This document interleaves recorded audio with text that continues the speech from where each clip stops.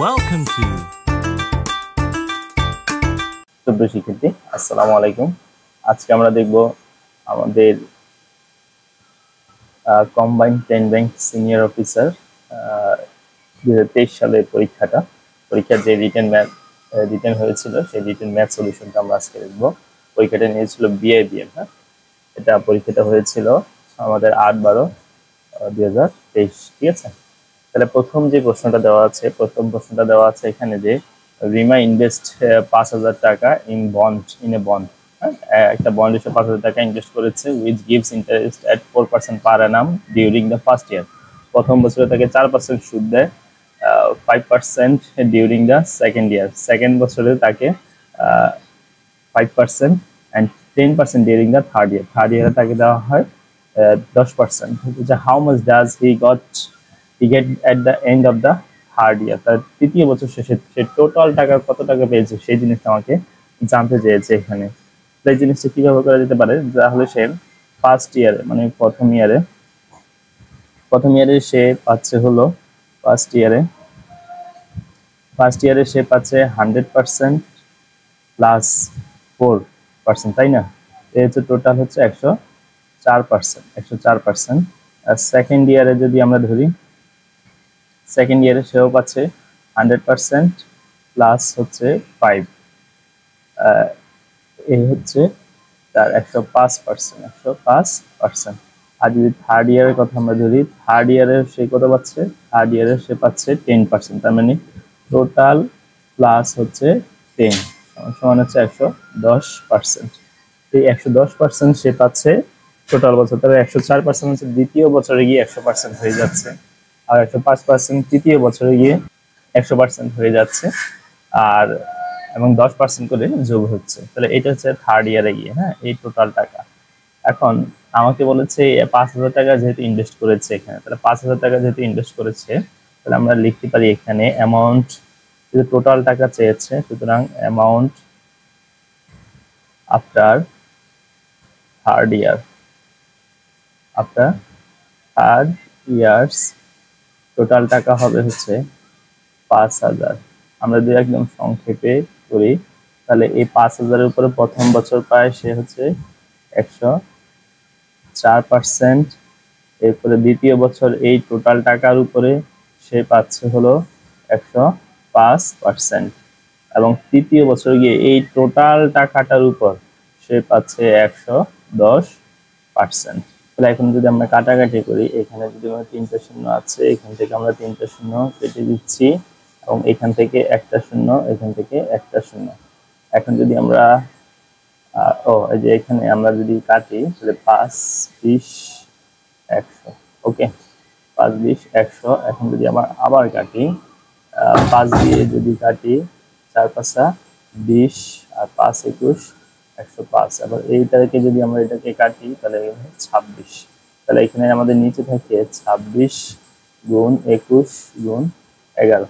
এটা যদি গুণ করি, তাহলে আমাদের যেটা রেজাল্ট হচ্ছে সেটা হচ্ছে 6,006 আসে অ্যান্সার।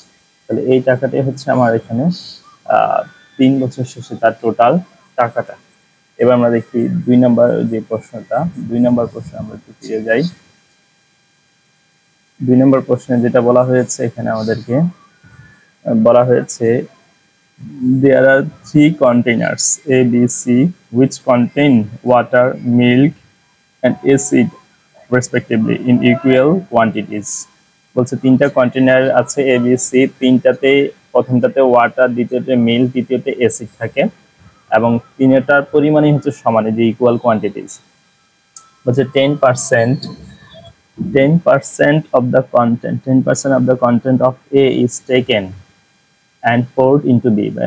A থেকে 10% কন্টেন্ট নিয়ে B তে ঢালা হলো, then the same amount from B is transferred to C। বলছে একই সমপরিমাণ আবার B থেকে নিয়ে C তে ঢালা হলো, from which again the same amount is transferred to A। বলছে আবার from which মানে C থেকে আবার সমপরিমাণ নিয়ে আমার A তে ট্রান্সফার করা হলো।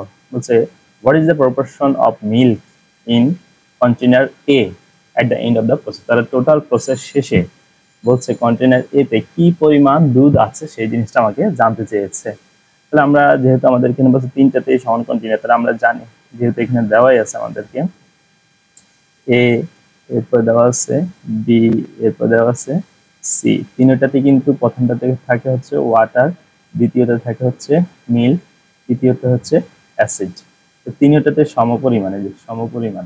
ওকে, তাহলে এখন আমরা যদি ধরে নেই, লেট আমরা যদি ধরে নেই A B C, A B and C contains 100 litre. 100 litre ধরলে আমাদের সহজ, 100 লিটার অফ ওয়াটার, ওয়াটার, এরপর দেওয়া আছে মিল্ক, এরপর and acid, and acid respectively, respectively. Okay, respectively দেওয়া আছে। তিনটাতে আমাদের 10% করে দেওয়া আছে। এবার আমরা বলছে 10% আমরা এখান থেকে সরাবো, এ থেকে 10% সরিয়ে বিতে রাখবো। তো যদি বিতে রাখি তাহলে আমাদের যেটা হবে সেটা হচ্ছে আমরা 10% অফ, তাহলে নাও 10% অফ 100 লিটার সমান সমান 10 লিটার। ওকে, 10 লিটার, এটা আমরা জানি 10% অফ 100 লিটার 10 লিটার। তাহলে এখন আমরা দেখবো after pouring 10 liter, after pouring 10 liter from A to B, proportion of milk in B, B তে কত আছে সেই জিনিসটা হচ্ছে আমাদের জানতে পেরেছে। তাহলে আমরা আগে তো আমাদের 100 ছিল B তে, এখন নতুন করে যোগ হয়েছে 10, ঠিক আছে, তাহলে এই নতুন করে যোগ হয়েছে 10। তাহলে আমার এই হচ্ছে নতুন করে অনুপাত, আগে থেকে 100 ছিল, নতুন করে 10 যোগ হয়েছে। তাহলে এই হচ্ছে আমার উপরে হচ্ছে 100, নিচে হচ্ছে 110, তাহলে 11/10। তাহলে এই হচ্ছে আমার বিতে বর্তমানে কিসের অনুপাত, মিল্কের অনুপাত, এই অনুপাতে আছে আমার। ওকে, এবার বলছে এই বি থেকে আবার আমরা সি নিয়েছি, যে বি প্রথম এ থেকে বি আনলাম, আবার বি থেকে এখন সি নিব, এবং শেষে বলেছে আবার সি থেকে আবার এই বি আমরা নিব। তারপরে কি হবে রেজাল্ট সেটাই জানতে চেয়েছে। এবার আমরা আবার ঢালি আফটার pouring 10 লিটার ফ্রম, এবার বলছে B to C, proportion of milk in C. Okay, এখন সিতে তো আগে তো আমরা জানি 100 আছেই, 100 আছেই, নতুন করে যোগ করলাম 10 লিটার, যেহেতু সেম অ্যামাউন্টের কথা বলা হয়েছে। এখন নতুন করে যে 10 লিটার আমরা যোগ করেছি, এই 10 লিটারটা কোন অনুপাতে যোগ করেছি, এটা হচ্ছে এই অনুপাতে যোগ করেছি, কারণ বিতে যে অনুপাতে থাকবে সেই অনুপাতেই সাধারণত এখানে আসবে। এখন যদি এটা আমরা যদি কাজ করি তাহলে এটা অ্যামাউন্টটা হবে এরকম, এটা হবে অ্যামাউন্টটা হবে হচ্ছে আমার 121 হবে, নিচে 121, আর উপর হবে আমার 10, উপর হবে কত 10, ঠিক আছে। এটা যদি আমরা সিম্পলিফিকেশন করি আর কি। ওকে, উপর হচ্ছে 121/10, এটা হবে সিম্পলিফিকেশন। এবার আমরা এই সি থেকে আবার এইতে নেব, সি থেকে যদি আমরা এতে নেই, after pouring 10 litre from C to A, proportion of milk in A, তাহলে এ তে কি এরকম হবে, এই বিষয়টা একটু লক্ষ্য করেন। এটা আমরা যেখানে ছিল আগে ছিল 100, প্রথমে এ থেকে সরিয়ে ফেলেছিলাম 10 লিটার, আবার নতুন করে এখন আনলাম 10 লিটার, এখন 10 লিটার এনেছি। এখন এটা কোন অনুপাতে আনবো, এটা আনবো আমি এই অনুপাতে, আমার সিতে যেভাবে আছে সেই অনুপাতে আমি এটা এখানে আনবো, তাহলে 121। এখন এই যে এখানে যদি আমি সিম্পলিফিকেশন করি তাহলে এখানের অ্যান্সারটা হবে আমার 1/121, এটা হবে আমার এখানে অ্যান্সার। তার মানে আমার বর্তমানে আমার সিতে যেটা আছে সেটা হচ্ছে এই 121/1, তাহলে এই 121/1 হচ্ছে আমার এখানে কি অ্যান্সার। তাহলে 121 ভাগের 1 হচ্ছে আমার অ্যান্সার। তার মানে এতে, এই এ কন্টেনারে আমাদের দুধ আছে কত, 121 ভাগের 1 অংশ আছে। এবার আমরা তৃতীয় প্রশ্নটাতে যাই। তৃতীয় প্রশ্নটা কি বলেছে আমরা একটু দেখি। বলছে 10 different letters of an alphabet are given. Words with 5 letters are formed from these given letters. Then what will be the number of words which have at least one letter repeated? বলছে এটা আমাদের permutation combination math. 10 different letters দেওয়া আছে, 10টা আলাদা আলাদা alphabet দেওয়া আছে এবং বলছে সেখান থেকে 5টা লেটার নিয়ে আমাদের একটা শব্দ তৈরি করার জন্য, এবং বলেছে সেখানে আমাদের will be the number of words which have at least one letter, যেখানে একটা শুধু রিপিটেড থাকবে। ঠিক আছে, এরকম আমাদেরকে বের করতে বলা হয়েছে। এমন একটা রিপিটেড থাকবে এরকম কতটা আছে সেই জিনিসটা আমাকে বের করতে বলা হয়েছে। তাহলে আমরা সাধারণত জানি, মনে করেন যে আমরা 10টা তো লেটার দেওয়া আছে, তাহলে আমরা যদি 5টা শব্দ দিয়ে যদি একটা বানাতে যাই শব্দ, তাহলে মনে করেন যে প্রথমবার আমরা যদি চিন্তা ভাবনা করি যে উইদাউট, প্রথমবার মনে করি উইথ রিপিটিশন, আমরা উইথ রিপিটিশন নেব। মনে করেন এই জায়গাটা আমরা 10টা শব্দ দিয়েই পূরণ করতে পারি, মানে রিপিট হতেও পারে, কোনো সমস্যা নেই। আবার এটাও 10টা শব্দই দিতে পারি, রিপিট হতে পারে, এখানেও 10টা, এখানেও 10টা, এখানেও 10টা, আর মাঝখানে হবে গুণ চিহ্ন, রিপিট হতে পারে। ঠিক আছে, এটা রিপিট হতে পারে। তাহলে এখন যদি আমরা এইভাবে সাজাতে পারি উইথ রিপিটিশন, তাহলে আমরা একটু জিনিসটা একটু ক্যালকুলেশন করি। Number of words, number of words with repetition, হ্যাঁ, repetition, number of words with repetition. তাহলে এখানে 10 হচ্ছে কটা, 5টা, তাহলে 10-এর 5টা শূন্য, ওকে, 5টা শূন্য। এখন হচ্ছে আমরা যদি আবার চিন্তা ভাবনা করি নাম্বার অফ ওয়ার্ডস, কতগুলো ওয়ার্ডস হবে উইদাউট রিপিটিশন, হ্যাঁ, উইদাউট রিপিটিশন, নাম্বার অফ কতগুলো হবে না উইদাউট রিপিটিশন।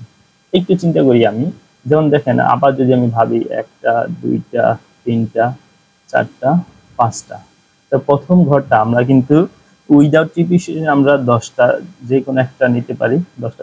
এর পরবর্তীতে আমরা যেটা নিব সেটা হচ্ছে একটা তো নিয়ে ফেলেছি, তাহলে এখানে নিতে হবে 9টা, এখানে নিতে হবে 8টা, এখানে নিতে হবে 7টা, এখানে নিতে হবে 6টা, কারণ রিপিট হবে না, এখানে রিপিট হবে না।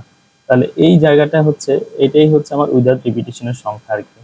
10, 9, 8, 7, 6। তাহলে আমরা একটু সংক্ষেপ করে ফেলি। মনে করেন যে 7 8 56, 6 9 54 আর 56 যদি আমরা গুণ করি তাহলে 54 আর 56 যদি গুণ করি, তাহলে কত হবে, 4 6 24, 2 5 30, 32। ঠিক আছে, এরপর হবে 4 5 20, 5 5 25, 25 দিয়ে একদম তো কাছাকাছি লেগে গেছে আমাদের 27। আচ্ছা সমস্যা নেই, 27। যোগফলটা কত হচ্ছে 4 2 0 আর হচ্ছে 3, তাহলে 3024। এটার সাথে আবার 10 গুণ আছে, তাহলে 3 2 4 0, তাহলে 30,240 হবে আমার এটা। এখন আমার অ্যাট লিস্ট, তাহলে অ্যাট লিস্ট যদি আমরা বের করতে চাই, তাহলে টোটাল থেকে আমরা উইথ রিপিটিশন থেকে আমরা উইদাউট রিপিটিশন বাদ দিলে যেটা থাকবে সেটাই হচ্ছে অ্যাট লিস্ট। ঠিক আছে, তাহলে নাম্বার অফ, সুতরাং number of words which have at least one letter, at least one letter, at least one letter repeated, repeated, তাহলে সেটা কত হবে, আমরা এই এরপরে এই 30,240 থেকে যা বাদ দিয়ে যা থাকবে সেটা হবে অ্যান্সার। তাহলে এটা হবে আমাদের 69 1760। তাহলে এই হচ্ছে আমার অ্যান্সার। এটা ওকে, এই হচ্ছে অ্যান্সার। তাহলে 69,760টি হচ্ছে আমার অ্যাটলিস্ট ওয়ান। এবার আমরা পরবর্তী ম্যাথটাতে যাই। পরবর্তী ম্যাথটা কি দেওয়া আছে সেটা আমরা একটু লক্ষ্য করি। যেমন পরবর্তী ম্যাথটা আমাদেরকে দেওয়া আছে এখানে গিভেন, এই যে দেওয়া আছে গিভেন 2/x প্লাস 2/3y সমান 1/6 and এটা হচ্ছে and আর কি, and 3/x plus 2/y সমান 0 and find এর মান বের করতে বলছে which এখান থেকে y সমান ax minus 4 এখান থেকে বের করতে বলা হয়েছে। তাহলে আমি একটু আঁকি জিনিসটা। 2x এরপর হচ্ছে প্লাস 2 3y এরপর হচ্ছে আমার 1/6, এটা একটা সমীকরণ। এরপর আরেকটা সমীকরণ দেওয়া আছে আমাকে 3x প্লাস 2y সমান 0, এটার একটা সমীকরণ দেওয়া আছে। এখন এই দেখেন তো এই দুইটা সমীকরণ এখন আমাকে দেওয়া আছে, মনে করেন এটা আমাদের 1 নং সমীকরণ, জায়গাটা ভুল ছিল, এটা 2 নং সমীকরণ। এখন আমাকে এখান থেকে x এবং y এর মান বের করতে হবে, তারপর আমরা এখানে বসাবো, এখানে বসালে আমরা a এর মানটা পাবো। তাহলে এবং x এবং y এর মান এটা আমরা বের করতে আমরা জানি, এখান থেকে যে কোনো একটা হলে x না হলে y আমরা মাইনাস করে দিব। যদি মাইনাস করে দিই তারপরে ওইটার মান আমরা পাবো, আর ওইটা মান থেকে আবার আরেকটা সমীকরণে বসালে দুইটার মানই পেয়ে যাব, তারপর আমরা এখানে বসাবো। এখন এই জিনিসটা কিভাবে করা যাবে, তাহলে দুইটা জিনিস সমান করতে হবে। এখানে 2/x আছে, এখানে 3/x আছে। এখন এটাকে যদি আমি এই 1 নং সমীকরণে 3 দিয়ে গুণ দিই আর 2 নং সমীকরণে যদি 2 দিয়ে গুণ দিই তাহলে দুইটা সমান হবে, এই x এর ভ্যালুটা সমান হবে, তারপর আমরা বিয়োগ করতে পারবো। তাহলে আমরা দেখি 1 নং সমীকরণ ইনটু 3 মাইনাস তারপরে বাদ দিতে হবে, ওকে। তারপরে হচ্ছে আমরা 2 নং সমীকরণকে 2 দিয়ে গুণ দিব। তাহলে দেখেন তো এই যে এটাকে যদি আমি 1 নং সমীকরণে 3 দিয়ে গুণ দেই, উপরে হবে 6 নিচে হবে x প্লাস, এরপরে যদি আমি এখানে কত 3 দিয়ে গুণ দেই তাহলে দেখেন তো নিচে 3 থাকবে উপরে 3 থাকবে, তো 3 3 কাটা গেলে তাহলে এখানে থাকবে 2, এখানে থাকবে y। আর এখানে যদি আমি 3 দিয়ে গুণ দেই উপরে থাকবে 3 নিচে থাকবে 6, তাহলে এখানে কাটাকাটি করলে আবার হবে হাফ, ওকে। এবার আমরা 2কে আমরা 2 দিয়ে গুণ দিব, এই 2কে 2 দিয়ে গুণ দিলে এখানে উপরে থাকবে 6 নিচে থাকবে x আবার প্লাস, এখানে যদি আমরা 2কে গুণ দিই এই 2 দুগুণা 4, এই হবে 4 আর এই হবে y, আর এটাকে যদি আমরা গুণ দিই তাহলে এটার রেজাল্ট হবে 0। এখন আমরা যদি বিয়োগ করব তাহলে নিচের এই চিহ্নগুলো বিয়োগ হয়ে যাবে, এই চিহ্নগুলো বিয়োগ হয়ে যাবে। এখন দেখুন তো 6/x সমান সমান যেহেতু তাহলে কাটা, তাহলে আমাদের নিচে থাকে 2/y মাইনাস 4/y আর সমান সমান হাফ থাকে, কি থাকে হাফ। এখন আমরা যদি এটা যদি এইভাবে এখানে নিয়ে আসি তাহলে কি হবে, তাহলে হবে যদি আমরা কমন নেই সেই ক্ষেত্রে y হবে লসাগু, তারপরে হচ্ছে 2 - 4 আর এখানে হচ্ছে হাফ, ওকে। আবার যদি আমরা এখানে থাকি তাহলে y - 2 সমান সমান হাফ। এরপর যদি আমরা ভাবি y সমান -2 হবে এখানে অ্যান্সার। সুতরাং y এর মান আমরা কত বললাম -4। এখন এই y এর মান আমরা যদি 2 নং সমীকরণে বসাই অথবা 1 নং সমীকরণে বসাই তাহলে সেই ক্ষেত্রে আমরা x এর মানটা পাবো। এখন আমরা x এর মানটা বের করার জন্য এখানে যদি আমরা লিখি নিচে putting the value, okay, putting the value of y in সমীকরণ 2। সমীকরণ 2 তে ছিল আমাদের 3/x sorry 3/x plus 2/y সমান 0 ছিল। তাহলে এখন যদি আমরা এখানে ক্যালকুলেশন করি 3x এখানে প্লাস এখানে 2, এটা ছিল -4 সমান 0। এখন যদি আমরা ক্যালকুলেশন করি 3/x এটা প্লাস a, এটা হচ্ছে এখানে যদি কাটি তাহলে -2, দেখেন এখানে হচ্ছে হাফ থাকে, এটা মাইনাসের হাফ, আবার একটা ঘর বাড়ালাম সমস্যা নেই, -হাফ। আবার যদি এখানে হয় 3x এটা যদি এই পাশে আসে তাহলে কি হবে, এটা হবে আমাদের যোগের তারপরে যদি আমরা আরেকটু নিচে যাই x এর মান বের করার জন্য, তাহলে এই x দেখেন কি হবে, এবার যদি কাটে এই পাশ ওই পাশ করি তাহলে 3 দুগুণা 6, তাহলে x এর মান কত পেলাম, 6 পেলাম। এখন এই x এবং y এর মান দেখেন আমাদের এই একদম প্রথমে প্রশ্নে যেটা দেওয়া আছে, যেবার এখন যদি আমরা এই x এবং y এর মান যদি এখানে বসাই, এই সমীকরণটাতে বসাই, এখানেই বসাই দিই, দেখেন y সমান সমান y সমান সমান এই x মাইনাস 4, y এর মান পেয়েছিলাম -4, আর a এর মান তো আমরা বের করতে হবে, আর x এর মান পেয়েছিলাম 6 -4। এরপর আমাকে দেখেন আমরা যদি আবার সাজাই, মনে করেন এই -4টা এখানে আসলে +4 হয়ে যাবে, আর -4 তো আগেরই আছে, a × 6। ওকে, এখন দেখেন তো এটা যদি কাটা যায় তাহলে থাকে 0। আমরা যদি এটাকে এই পাশে বাম পাশে রাখি 6a সমান সমান এখানে হবে 0।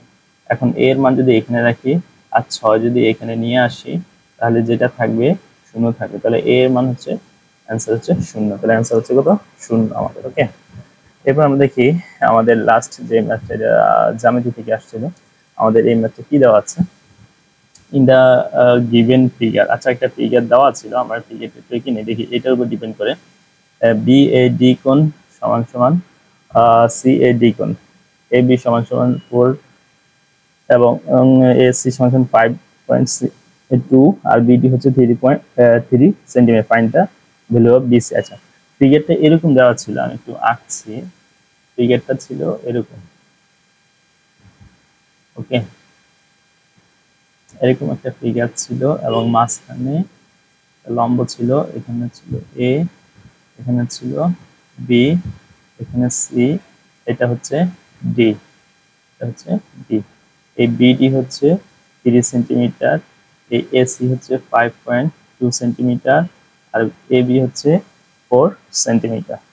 তাহলে এটার উপর ডিপেন্ড করে। ওকে, এখন দেখেন এখানে বলেছে BAD কোণ এবং CAD কোণ সমান। এই যে দেখেন BAD তার মানে এই কোণ, এবং CAD তার মানে এই কোণ, এই দুইটা কোণ হচ্ছে সমান, দুইটা কোণ সমান। তাহলে আমরা সাধারণত জানি ত্রিভুজ ABCA যেহেতু এই দুইটা কোণ সমান এবং ADটা হচ্ছে, যে AD হচ্ছে তাদের সমদ্বিখণ্ডক, এই কোণটাকে সম্পূর্ণ কোণটাকে সমান ভাগে ভাগ করছে AD, এই কারণে এই দুইটা কোণ সমান হয়েছে, এই কোণের সমদ্বিখণ্ডক। তাহলে আমরা একটু লিখি এই জিনিসটা, যেটা আমাদের লিখিত। সুতরাং BAD কোণ সমান সমান CAD কোণ। So in ত্রিভুজ ABC, AD is the bisector মানে সমদ্বিখণ্ডক, bisector of a কোণ, of a কোণ। ওকে, এই যদি এই কোণ সমদ্বিখণ্ডক হয় তাহলে আমরা একটা জিনিস এখান থেকে পাবো, সেটা হচ্ছে এই যে AB বাহু আর AC বাহু, ঠিক আছে, এবং আরেকটা পাবো সেটা হচ্ছে BD এবং CD, এটা হচ্ছে একটা আরেকটা রেশিও আর কি। হ্যাঁ, আমরা এইভাবে লিখতে পারি। সুতরাং AB বাই হচ্ছে BC সমান সমান, এখানে যদি আমরা দেই BD বাই CD, এবং এটা আমাদের অনুসিদ্ধান্ত আর কি, উইথ ইন্টারনাল bisector প্রপার্টি। মানে আমাদের এই অনুসিদ্ধান্ত থেকে আমরা এই জিনিসটা এইভাবে লিখতে পারি। তাহলে সেটা হচ্ছে আমাদের AB। এখন দেখেন AB এর মান কত, আমরা সাধারণত জানি AB এর মান দেওয়া আছে 4, BC এর মান কত দেওয়া আছে, BC এর মান দেওয়া আছে 5.2, এরপরে BD এর মান দেওয়া আছে 3, আর CD এর মান আমাদেরকে বের করতে বলা হয়েছে। তাহলে CD এর মানটা আমাদেরকে বের করতে বলা হয়েছে না, আমাদেরকে CD মান বের করতে হবে, কারণ হচ্ছে আমাদেরকে বের করতে বলছে ফাইন্ড দ্য BC, তার মানে যে এই টোটালটা, এই BC এর মান বের করতে হবে। এখন BD এর মান দেওয়া আছে, CD এর মান দেওয়া না, যদি তারপর যদি CD এর মান বের করি তাহলে BD এর সাথে যদি CD যোগ করি তাহলে আমরা BC এর মান পেয়ে যাব। তো এখন আমরা এই জিনিসটা আমরা করি তাহলে সিডি তে আমরা বের করার চেষ্টা করি।